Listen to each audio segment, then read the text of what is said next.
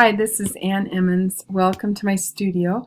I decided to make this sample video something that I've been wanting to explore for a while, which is a demonstration of some techniques that I might be able to post. I benefit a lot from good artist demonstrations, so this is a little sample. The object that I'm looking at is actually a big object. As far as choosing something that says a lot about me, which is my studio.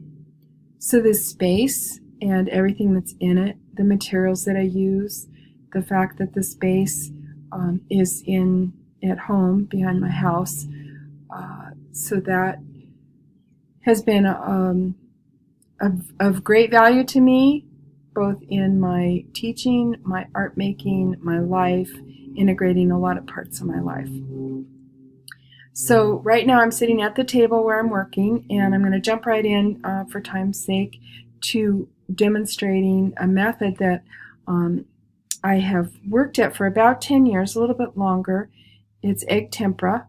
It's a historic method that goes back probably about 3,000 years. So it became a big form in the history of art in Christian iconography. And it's a practice that is probably the longest continuous use of a medium of any practice, besides clay, of course, but in terms of painting is what I'm referring to.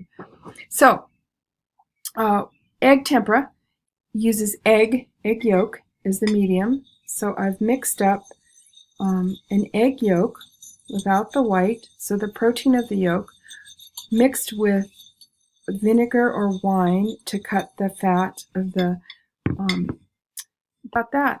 And my approach to teaching as well, that skills build one upon another. It's important to actually I was looking at the Salman Khan video on using video technology and his approach to it, and that the end is the intention is mastery. So repetition, having opportunities to view and review and practice and go back, I think makes a lot of sense. It definitely lines up with my approach to mastery in art.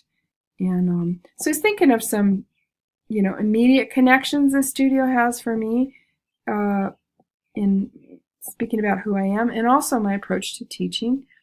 As I said, skills build one upon another. Art is always theory and practice together, never one in isolation or one apart from the other. It just takes time. So I thought this particular place in this topic speaks about a lot of things that are important to me in terms of the connection of art and teaching. So I think beyond that, I can show you just some little details that I'm working on something right now that's purely abstract but incorporates mineral pigments and creates a surface. It's still a little wet. Creates a surface that is sort of rock-like, made from mineral pigments. I'll probably apply some gold to it. So I work both in abstraction and also a little bit more figurative work. So pretty open, free process, but using the steps and the approach to painting that is very traditional. So it's a little bit more detailed, but in each painting involves layers and layers to build up a complexity of color, and in the end, it's very, very durable. Doesn't really need to be protected from other than abrasion or something like that. But otherwise, the surface is safe to be in the air without glass or without framing.